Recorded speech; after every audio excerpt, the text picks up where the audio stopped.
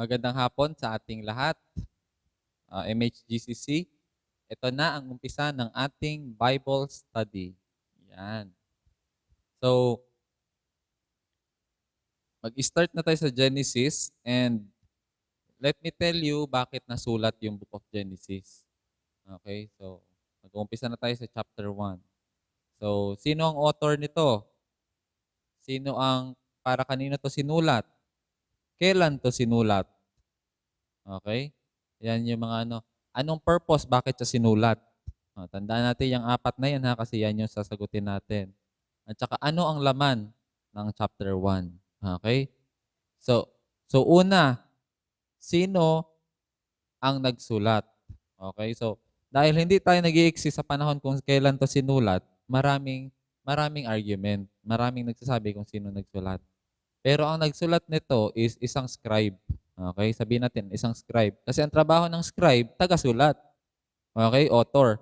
Okay? So, merong dalawa na pinakamalaki yung argument kung sino yung author.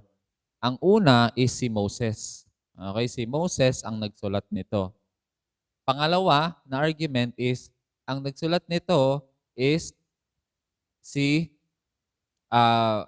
Jew. It's a Jew ang nagsulat nito sa panahon ng Babylonian exile. Okay? So sila, mga Hebrew, mga Jewish na nasa Babylonian exile. Okay? So tignan natin dalawa kung saan ang mabigat na argument. Yung una ba na si Moses o yung pangalawa na yung isang Jewish author na nagsulat nito. Okay? So pag sinabing author or authors, usually, ang Genesis, Exodus, Leviticus, Numbers, Deuteronomy, credited yan kay Moses. Siya talaga. Okay, in fact, sa college level na Bible school, ang ituturo sa'yo, si Moses ang nagsulat. Okay, kasi nga, college level lang, wag na muna tayo mag-aral ng sobrang hirap, sobrang advanced, sobrang hirap i-argue, sobra. So, mag-umpisa lang muna tayo kay Moses, which is okay lang naman, no problem yun. So, if we look at it as si Moses ang author, pwede na. Pero mag-uumpisa yung problem sa pagkamatay ni Moses. Sino nagsulat noon nung namatay siya? Ikaw, Han, sa tingin mo, paano sinulat ni Moses nung mamamatay na siya? Sa Numbers 13:5, ang sabi doon, and Moses was the humblest man on earth. Imaginein mo, kung si Moses ang nagsulat noon, aaminin niya na I am the humblest man. Tama? Pero, iba yung author, iba yung nagsulat kasi naka-third person tama? Oh. Kung siya yung nagsulat at ako ang pinaka-humble sa balat ng lupa. Pero dahil ang iba ang nagsulat at si Moses sa panahon na yun ang nagpapakumbaba. Okay? Moses was the humblest man, naka-third person siya. So hindi siya first person na ako yung pinaka-humble. Okay? Pangit yun pag ginamit mo na ikaw yung humble. Kasi the more you amin na humble ka, the more hindi ka humble. Okay? So, yan. So, kaya ang second argument is hindi kilala yung author. Dalawa ang author na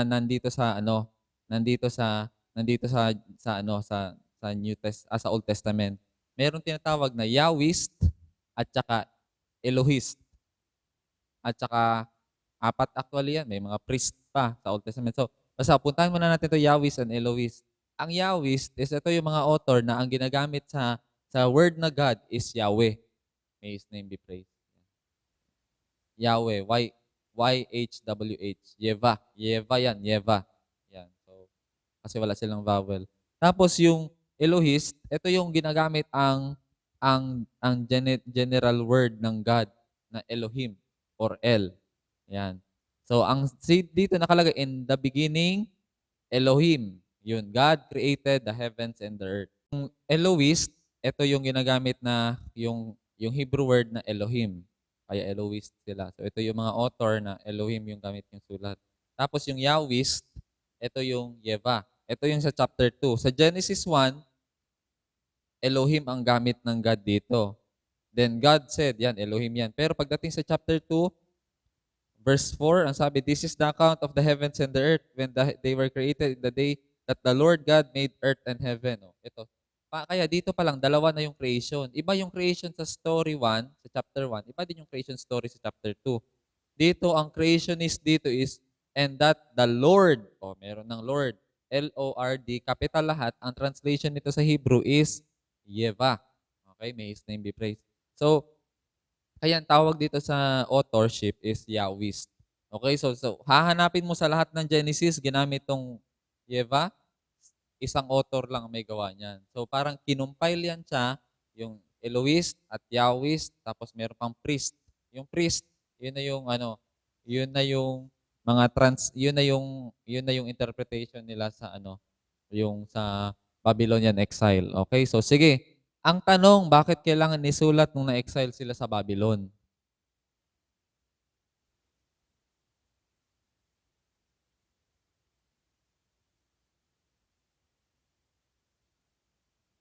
Bakit ba sinulat ang Philippine Historyhan?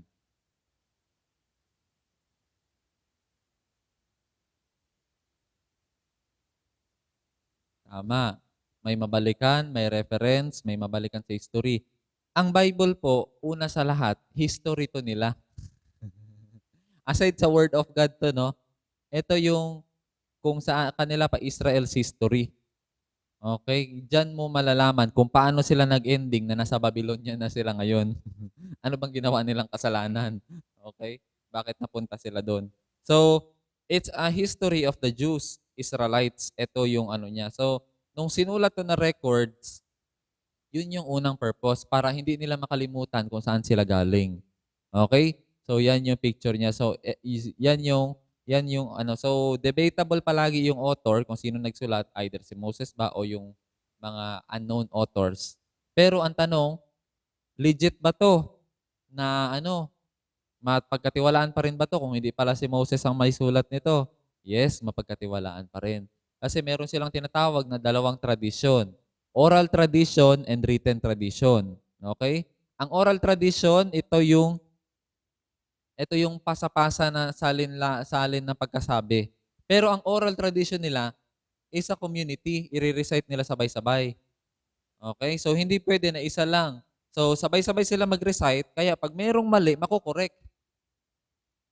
Kaya walang dagdag bawas. Oy, mali yung mo kasi marami kami, pare-pareha. So, ikaw yung mali. O, sunod ka dito. Ganun. So, kaya malabo magkamali sa oral tradition. Sabihin mo na hindi trustworthy. So, trustworthy pa rin yung oral tradition. Ngayon, kailangan ng written tradition kasi nga, napunta sila sa ibang bansa at kailangan nila mag-aral ng salita. Kailangan nila malaman pa rin yung roots nila at saka anong sinasabi ni God sa kanila. Yung God ng bansa nila. Okay, the God of Israel. So kaya sinulat to. Kaya mas marami sa mga scholars na nag-agree na ang etong Genesis, Exodus, Leviticus, Numbers hanggang ito sinulat to sa panahon ng Babylonian exile. Kailan nasulat, Han?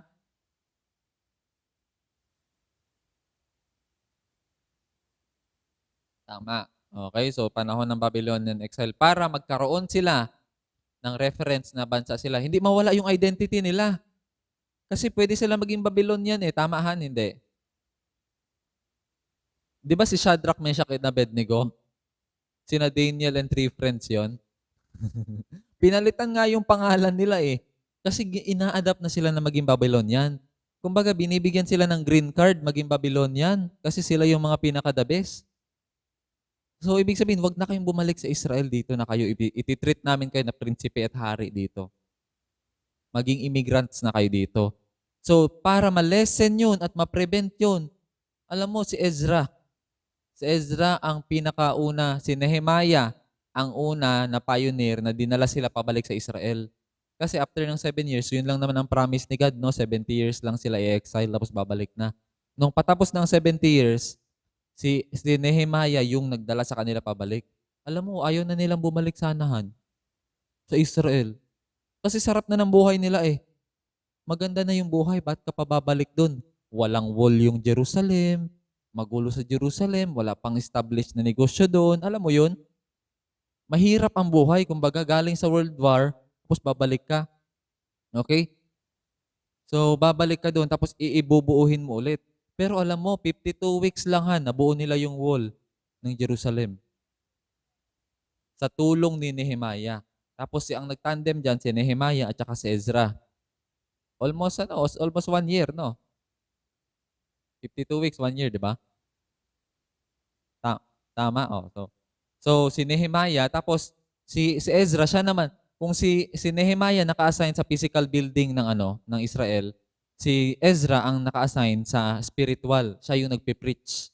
Siya yung priest, si Ezra. Okay? So yan yung trabaho nila, the rebuilding of the nation.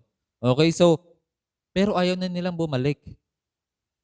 Alam mo yung Holocaust, medyo masakit to na topic sa mga Jew, no? And inubos sila mga Hudyo. Alam mo, kung titignan mo yun sa biblical perspective, tinatawag sila ni Lord bumalik ulit sa Israel. Kasi hindi na sila naging bansa eh. Na-dissolve sila paging bansahan. Imaginein mo, pinakamatanda na bansa, biglang na-dissolve yung pagiging bansa nila. Tapos, iniwan nila Israel, nagpuntahan sila sa Germany, ay yumaman sila sa Germany, Ngayon, tinatawag sila ni Lord, bumalik na sa Israel, ibalik nyo yung Israel. Ayaw na magbalikan ng iba. Alam mo anong ginawa ni Hitler? Parang din-drive out sila pabalik dun sa Israel. Kasi tinatawag nga sila ni Lord. Alam mo, isang sign pag malapit na bumalik si Lord, pag lahat ng Israelites bumalik na sa bansa nila. Isa yan. Nakakatakot, no? Pagka nag-uwian na yan sila lahat sa Israel, kasi grabe na yung persecution sa labas ng Israel. Alam mo, nagtawag na si Netanyahu, si Prime Minister Netanyahu. Sabi niya, hindi namin kayo ma-protect sa ibang bansa. Uwi na kayo dito. We will protect you here. Kasi sa Italy, sila yung inaatake. Yung mga anti-Semitics, mga anti ng mga old religion, mga Semitics. So, inaano sila. Sila yung pinag-iinitan. Actually, si Satan, sila talaga pinag-iinitan, Kasi sila ang dahilan na merong parang believe in God. Kasi sila yung parang pinaka-representative lahi nila. Kaya nga holy nation Israel, the holy nation. Holy city, di ba? So, imaginein mo, habang nag-i-exist sila, merong proof na may God. Tama, hindi? So, kailangan burahin sila ni Satan para mawala na yung proof ni God. So, yan talaga, mainit talaga dugo ni Satan dyan sa mga Israelites. Kaya, maawa ka rin sa mga Israelites, ang daming pinagdaanan nila. Na exile, na parusa, na kung ano-anong pinag-initan sila sa Babylon, sa Rome. Imaginein mo, 400 years ka, no? 400 years na colonize, parang tayo at Spanish. 400 years din tayo na colonize ng mga Spaniards, di ba? So, grabe yung mga pinagdaanan nila. Kaya nga, ito mga naging atheist na si Karl Marx, si Sigmund Freud, at saka si Charles Darwin, mga Jutuhan, parang ganti na lang nila sa sobrang daming ayaw ko na maniwala kay God. Sa sobrang hirap ng pinagdaanan ng Israelites, parang wala namang God na. Okay? So, yun yung nila. So, ngayon, balikan na natin Genesis 1. Okay? So, at least natin yung unang tanong. Ano yung unang tanong? Sino yung author? So, it's still open. Either Moses or yung mga tao sa Babylonian exile. Na Yahwist, Elohist, or mga priest. Okay? So, yan, 4 na author dyan. So, pili lang kayo dyan. At i-study nyo na lang din. Ang goal ko lang po dito is mag-spark ng study. Kung after ng Bible study na to at isipin mo sa sarili mo, alam mo na lahat, ay nag-fail na ako. Failure na ako. Kasi ang goal ko lang is mag-create ng hunger sa'yo na ikaw aaralin mo pa siya lalo. So, punta na tayo sa Genesis 1. At least nalinaw natin yung So, kailan sinulat? Babylonian exile period. Tapos, or si Moses sa panahon niya. Okay? Pero, scholars, mas nandun sa Babylonian exile. Bakit sinulat? Yan, magandang tanong yan. Sinulat siya kasi ang dami na pong nandun sila sa ibang bansa at hindi nila alam yung yung creation story nila at yung pinanggalingan nila. Baka makalimutan nila yung roots nila, kumbaga. So sinulat siya para mapalalahanan at aaralin nila doon sa mga synagogues. Yun yung first scene ng synagogues, okay? Kasi wala na silang temple, andun sa Jerusalem yung temple and they need to gather to worship. Doon nag-umpisa ang synagogue, sa Tagalog, sinagogu. Okay, synagogue. Okay? Yan na yung hanggang nadala na tradition yan sa panahon ni Jesus, may mga synagogues. Okay? So yung maliliit na place of worship. Kasi walang temple sa Babylon. Hindi naman sila ng temple sa Babylon. At kahit i-request sila, hindi sila magtatayo ng temple doon. Okay, so doon na nag-umpisa yung Pharisee, teacher of the law. Yun yung nagtuturo sa loob ng synagogue. Okay, so sa Babylon, maraming na-develop na mga na-develop na, na, na spiritual tradition nila. Okay, so doon sinulat para maalala nila yung roots nila, yung pagkakakilanlan nila, at saka malaman nila yung creation story nila kasi may mga pinanganak na 70 years po yun. Dalawang generation na yun. First 40 years at another 40 years. Dalawang mga sunod na henerasyon na yun. Kung hindi ka mag-aano, hindi nila malalaman yung story nila. Okay? So, kailangan isulat siya.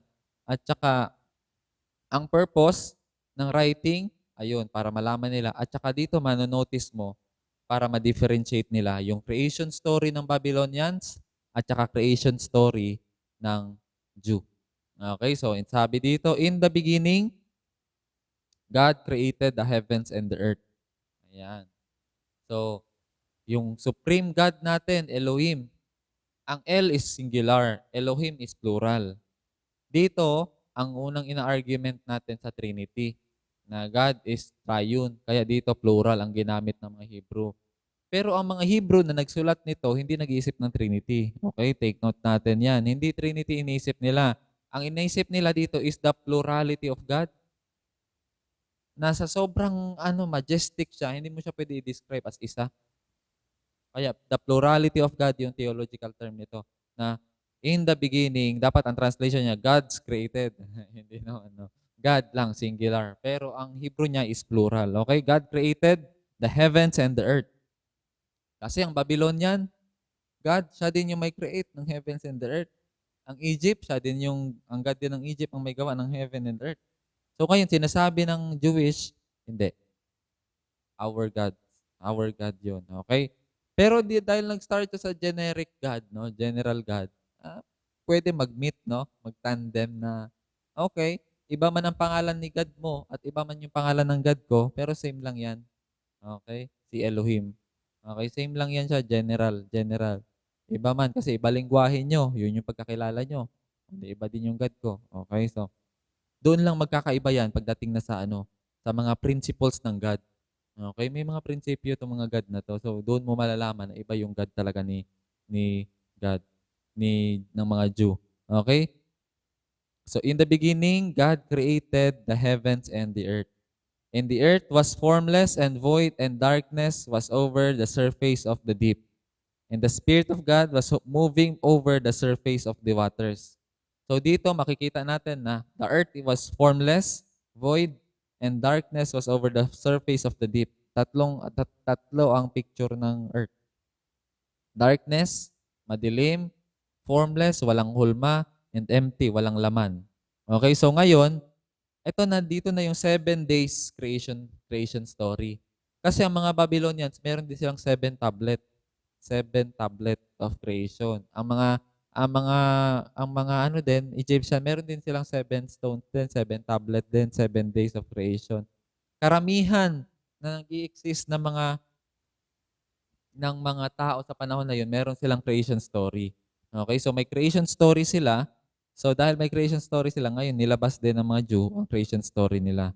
Okay, so tatlo ang need, darkness, tapos empty at saka formless.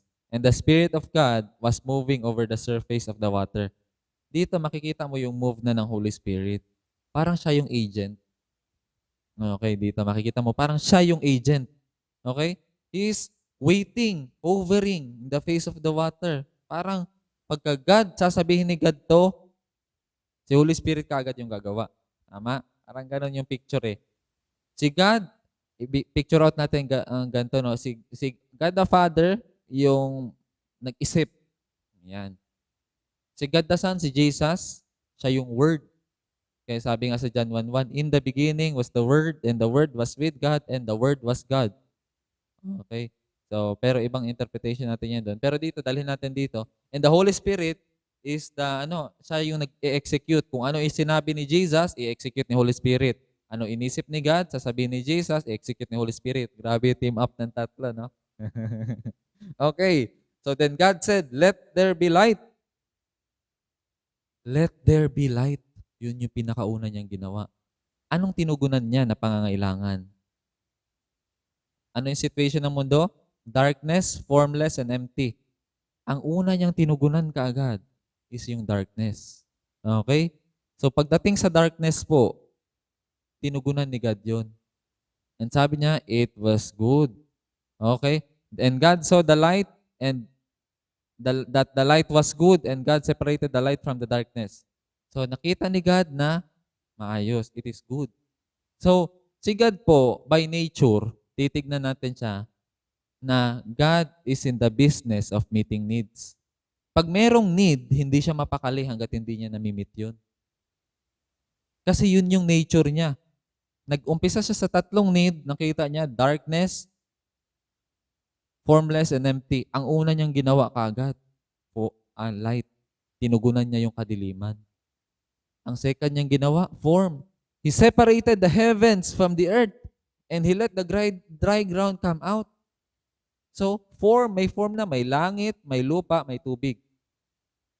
Tapos, sa sunod na araw, ang sabi niya, let there be fish in the sea, birds in the air, and every creeping creatures in the ground. Oh, wow. Tinugunan niya yung pangangailangan ng tatlo. Darkness, formless, at empty. Okay, so dito pa lang po, manotice mo na God is in the business of meeting needs. Sa creation pa lang ha. Si God talaga, masaya siya na makamit ng need. Okay, yun yung point dito. Na makita mo na nung ginawa niya si Adam, hindi siya nagsabi ng it is good. Kasi may missing pa. May kailangan pa siyang gawin. Yung partner niya, no? Si Eve. Okay, so sige. It is good, it is good, it is good. Lahat ng creation, it is good, it is good, it is good. Masaya si God nag-answer ng need. At saka nung ginawa niya yung light, na wala yung darkness. Merong ano ko lang to, no? Footnote about light. Merong theology si Saint Augustine. Ito sabi niya sa light. Sabi niya, darkness does not exist. Hindi po nag-i-exist ang kadiliman. Darkness is just the absence of light. Hindi po totoo na may kadiliman. Hindi po nag-i-exist yan. Pero merong darkness pagka walang light. Darkness does not exist. Darkness does not exist. It only exists. It is only the absence of light. Pag walang liwanag, kaya madilim. Pag may liwanag, mawawala yung dilim. Tama? So, ang point din ni St. Augustine doon is, kailangan natin i-dispel yung darkness sa pagiging light. Sa bahay, sa workplace, sa business. Madilim dyan kasi walang ilaw eh. Be the light. Kaya sabi ni Jesus, you are the light of the world. Hindi yun talaga yung term ni Jesus. Kasi yun lang yung makakawala sa kadiliman eh. Okay? Hindi niya sinabi, you are the red of the world. Hindi kulay, no? Light. You are the light of the world para mawala yung darkness. Okay? So, yun yung picture niya. So, makita natin, ang unang characteristic ng God na to, He is a God who provides. Wow!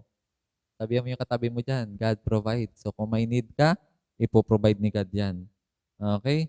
So, dire-diretso yan, about creation.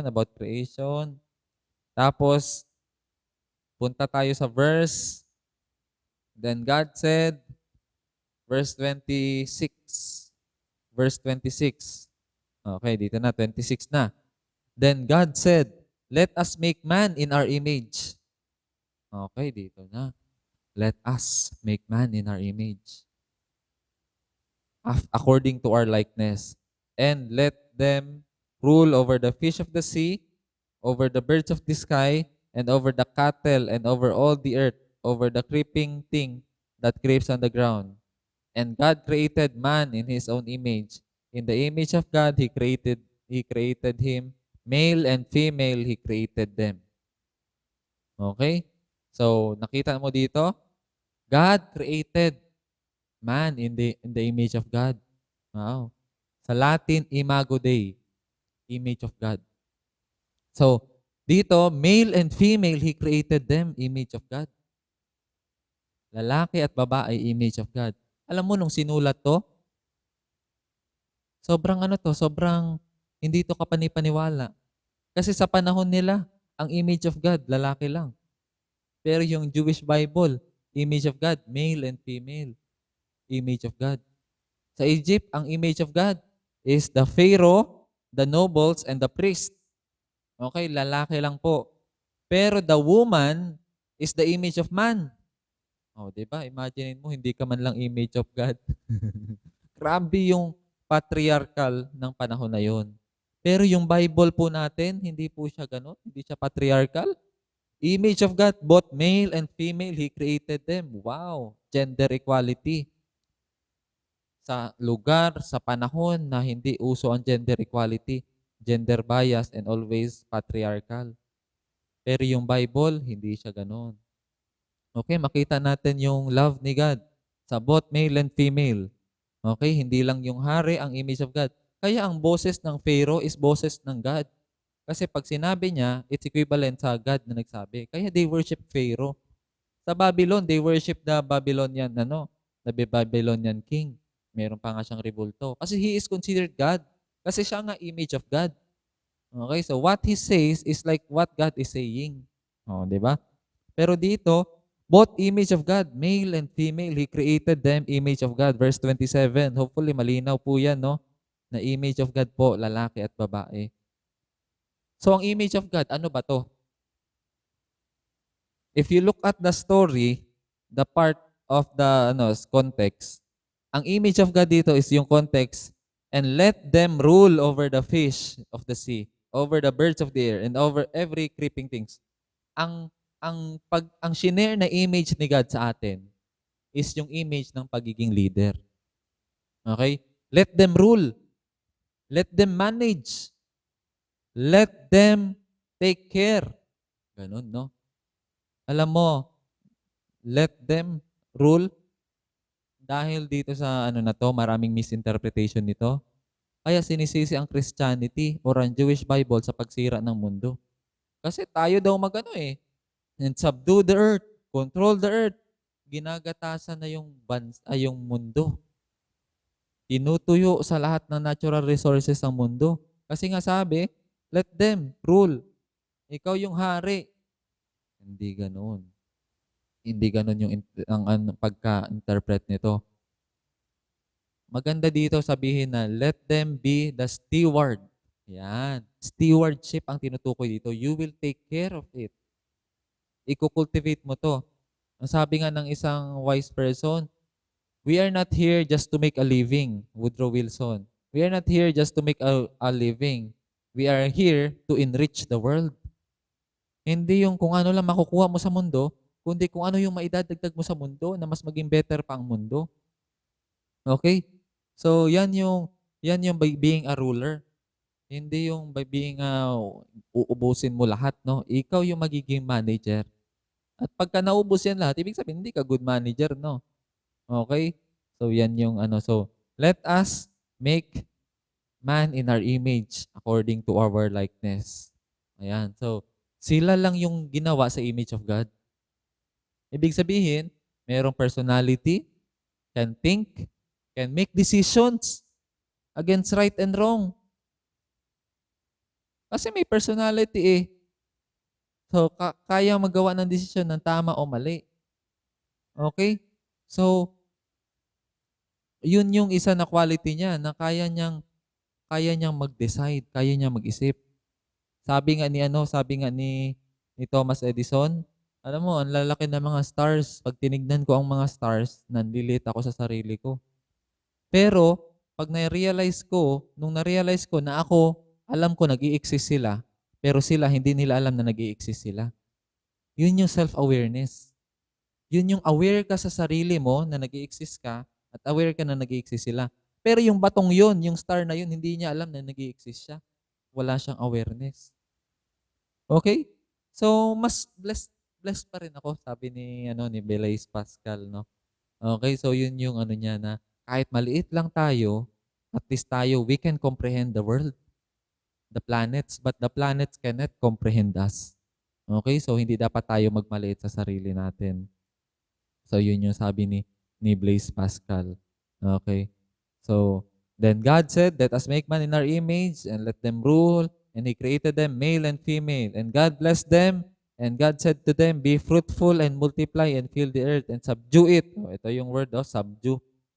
And rule over the fish of the sea, birds of the air and sky, and every living thing that moves on the ground on earth. Then God said, behold, I have given you every plant yielding seed that is on the surface of all the earth, and every tree which has fruit yielding seed. It shall be food for you, and to every beast of the earth, and to every bird of the sky, and everything that moves on the ground, earth, which has life. I have given every green plant for food. And it was so. And God saw all that He had made, and behold, it was very good. And there was evening, and there was morning in the sixth day. Ah. Kaya in the seventh day, He rested. Nagagawa niya lahat in the sixth day. Okay, so seven tablets sa Babylonian, sa kanila, 7-day creation. And yun sa kanila, iba din. Okay, so kung tanong nyo, literal to na 7 days o hindi, sinagot ko na po 'yan at nandito po yung link. Okay? Panoorin nyo para malaman nyo kung ano ba siya, kung literal ba siya na 7 days o ano ba. Okay? So, panoorin nyo na lang yung link diyan or sa description below, okay? So, yan po yung Genesis 1 natin. So, next week, tignan natin yung Genesis 2. Dahan-dahan lang, no? Relax lang tayo. So, kung meron kayong mga questions sa Genesis 1, alam ko marami, you can leave your comment. Tapos kinabuka sa next week, yun yung mga sasagutin natin. I-include ko bago ako magtuloy sa chapter 2. Okay? So, I encourage you to ask question para sa next chapter, ma-ready natin, masagot natin. Okay? So, thank you very much. Thank you for your time. God bless us all.